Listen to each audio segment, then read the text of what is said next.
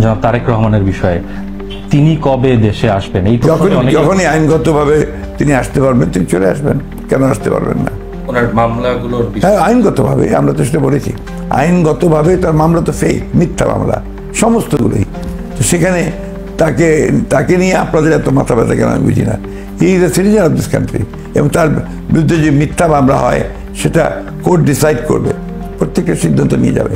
এই যে আপনার একটা ধারণা, প্রিকনসিভ নোশন, কিছু ক্যাম্পেইন চালানো হয় যে তারেক রহমান সাহেব এই করছে, প্রমাণ তো কেউ করতে পারে না, বুঝছে না? এটা ঠিক না।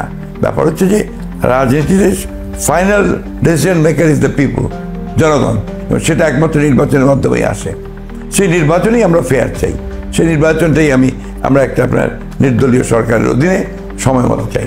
আপনাদের জোটের কি অবস্থা, এবং জামায়াত ইসলামীর সঙ্গে কি আপনাদের? আমাদের তো জোট নাই, কিন্তু আমরা আছি যুগপৎ আন্দোলনে। জোট বহু আগে জোট ভেঙে গেছে, যুগপৎ আন্দোলন আমরা করছি এই সরকারের বিরুদ্ধে, আওয়ামী লীগ সরকারের বিরুদ্ধে আমরা করেছিলাম। সেটাই ছিল আমাদের যুগপৎ আন্দোলন। আমাদের সঙ্গে যারা ছিলেন তারা আছেন, তারা এখনো কাজ করছেন তাদের মতো করে। যুগপৎ আন্দোলন যখন আমরা একসাথে ঘোষণা দিব এই পরে, এখন তো হাসিনার পতন হয়েছে, আমাদের প্রাথমিক বিজয় অর্জন হয়েছে। এখন বাকিটা আমরা নির্বাচনের সময় আসবে, তখন আমরা একটা থাকবো কি থাকবো না সেটা পরের ব্যাপার। একটা ইন্টারেস্টিং প্রসঙ্গ, আমি জানি না এই প্রশ্ন আপনাকে করেছি কিনা, সেটি হচ্ছে যে আমরা সম্প্রতি দেখেছি যখন শেখ হাসিনা তিনি চলে গেলেন, তারপরে হচ্ছে তার যে ছেলে সজীব ওয়াজেদ জয়, তিনি বিভিন্ন জায়গায় বক্তব্য দিয়েছেন, বিভিন্ন পত্র পত্রিকায় করেছেন, এবং সেখানে খুব ইন্টারেস্টিংলি তিনি বিএনপির কথাও বলেছেন, এবং চেয়ারপারসন বেগম খালেদা জিয়া তিনি বক্তব্য দিয়েছেন, সেটাকে এক রকমের পজিটিভ জায়গা থেকে উনি সেটা দেখতে চাইছেন।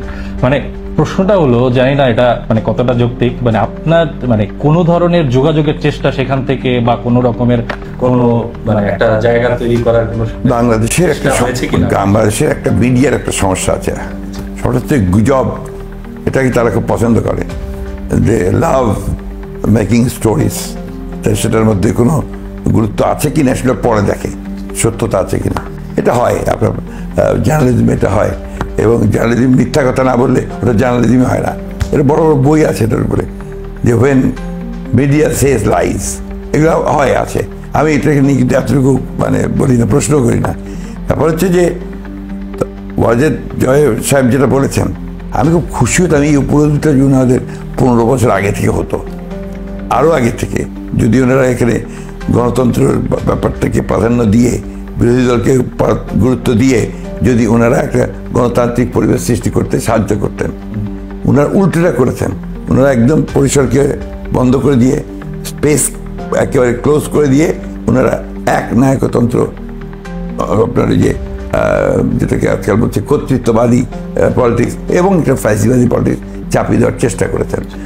এখন ওনারা আগে সেটা প্র্যাকটিস করুক, গণতন্ত্র প্র্যাকটিস করুক, তারপরে যেন মনে করেন যে ওনারা ফিরে আসার জন্য জনগণ তাদেরকে গ্রহণ করবে, আমরা একটা রাজনৈতিক দল হিসেবে তো সেখানে কোনো আপত্তি করবো না।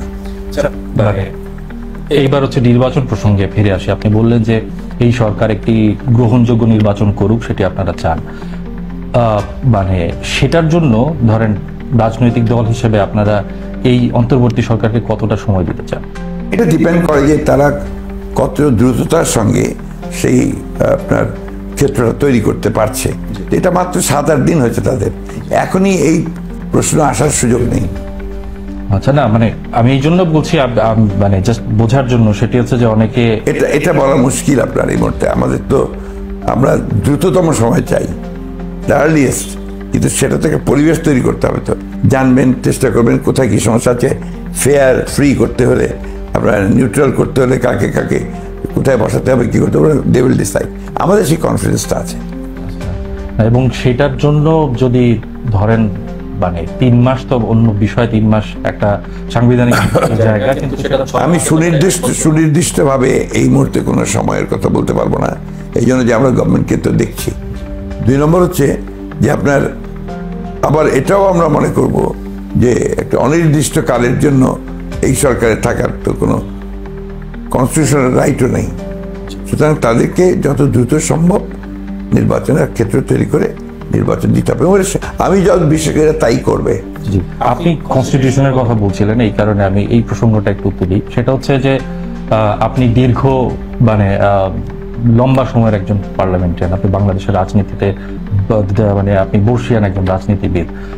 বিষয়টা হচ্ছে যে মানে এই যে বর্তমান যে অন্তর্বর্তী সরকার, একটা আলোচনা হচ্ছে যে একটা রাষ্ট্র কাঠামোর একটা পরিবর্তন, অথবা অ্যাটলিস্ট ইনস্টিটিউশন গুলোতে বা কিংবা কিছু জায়গায় পরিবর্তন, নানান রকমের আলোচনা হচ্ছে। কোনো স্পেসিফিক আলোচনা বা স্পেসিফিক ঘোষণা আমরা সরকার থেকে এখনো সেভাবে পাইনি। এমনি কথা হচ্ছে, আলোচনা হচ্ছে, বিভিন্ন ফোরামে হচ্ছে।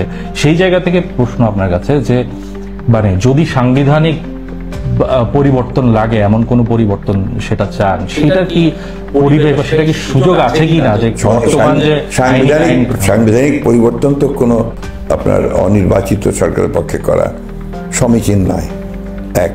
2 নম্বর হচ্ছে যে আপনার আমাদেরও 31 দফা আমরা দিয়েছি, আপনারা জানেন। সেই 31 দফার মধ্যে আমাদের সংবিধান পরিবর্তনের কথা সুস্পষ্টভাবে বলা আছে। কারণ আমরা মনে করি বর্তমান যে সংবিধান, এই সংবিধান মানুষের কল্যাণ বয়ে আনতে পারে না। সুতরাং এই সংবিধানকে পরিবর্তন করতে হবে।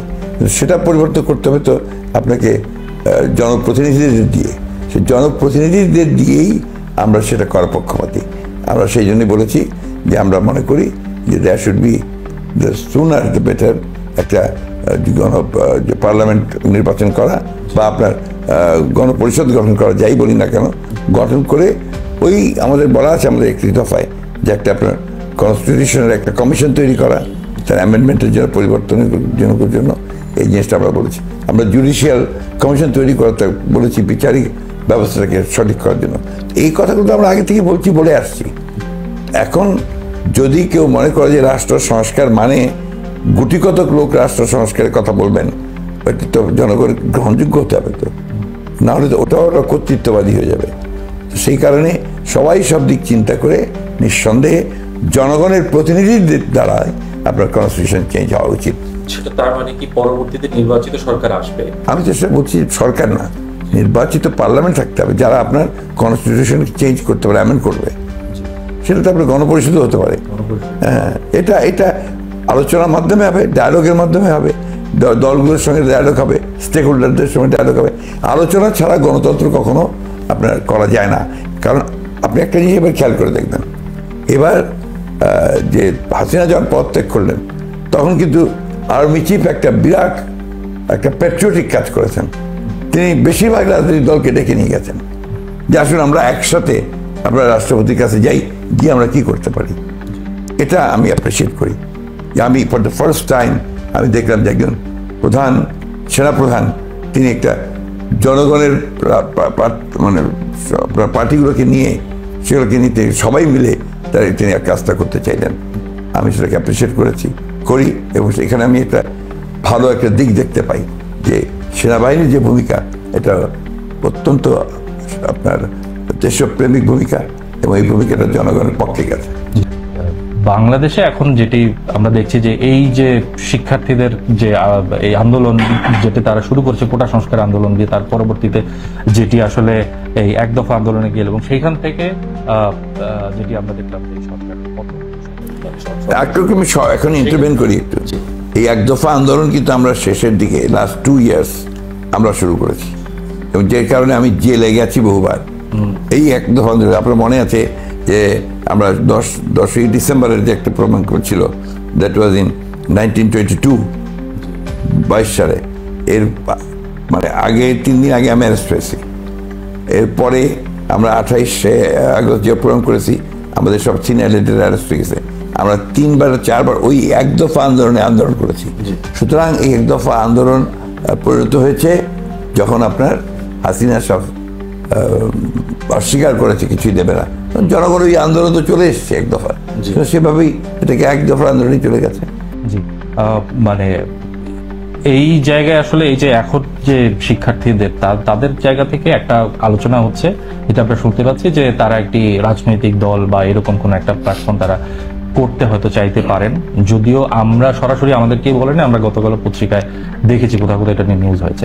তো বিষয়টা হচ্ছে যে মানে এই যে নতুন আপনাদের যদি এই এরকম দল এই বিষয়টা নিয়ে আপনারা কিভাবে দেখছেন? না, আপনি যে কোনো মানুষের বাংলাদেশে রাজনীতি করার অধিকার আছে, সংগঠন করার অধিকার আছে, নির্বাচন করার অধিকার আছে। এই নিয়ে আমাদের তো ওয়েলকামই জানাবো, আমরা স্বাগত জানাই।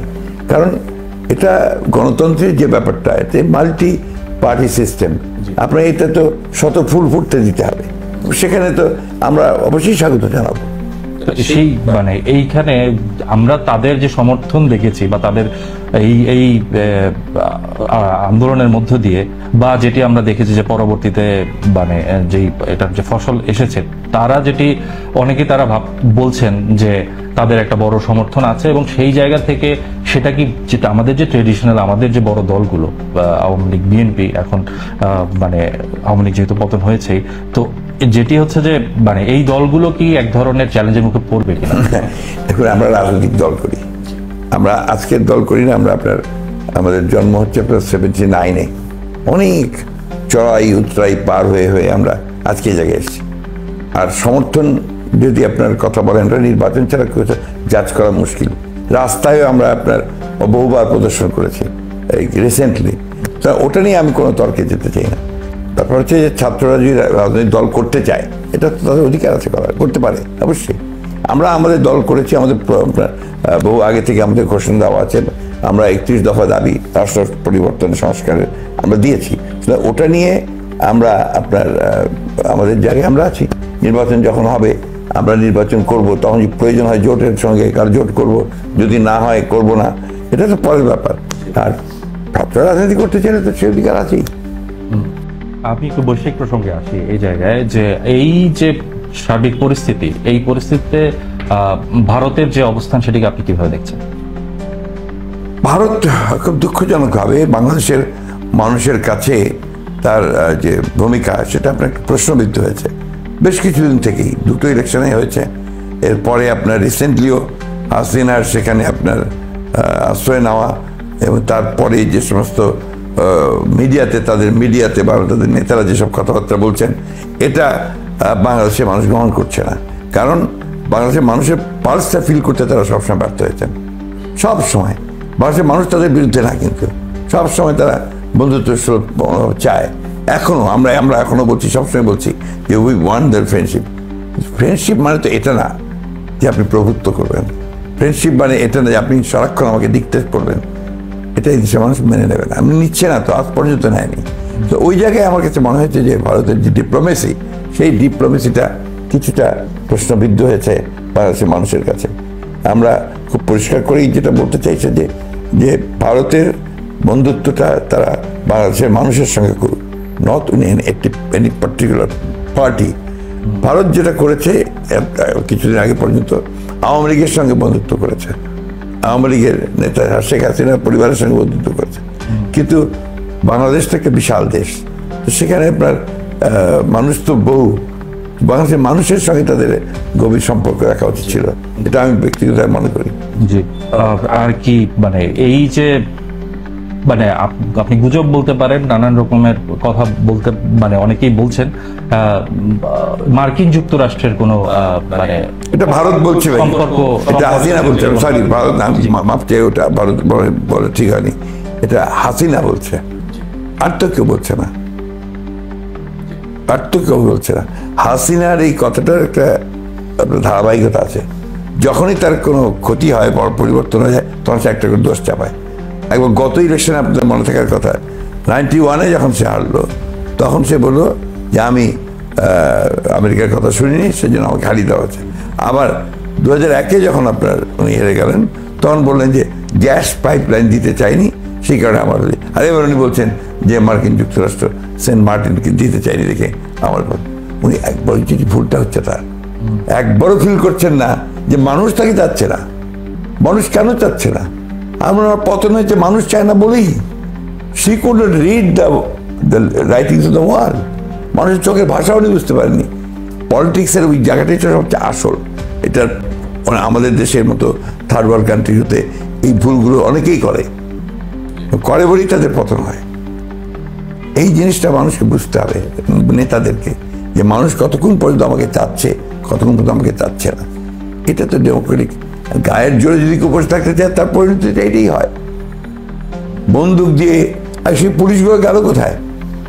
সেই রাষ্ট্র গেল কোথায়? কোন সেভার? দাঁড়িয়ে থাকলো চুপচাপ। তো এই জিনিসটা বোঝেন না ওনারা। এত লক্ষ লক্ষ মানুষ কেন বেরিয়ে আসলো রাস্তায়? সারা দেশে কোটি মানুষ রাস্তায় বেরিয়ে আসলো কেন? Because she was at that time not wanted by the people.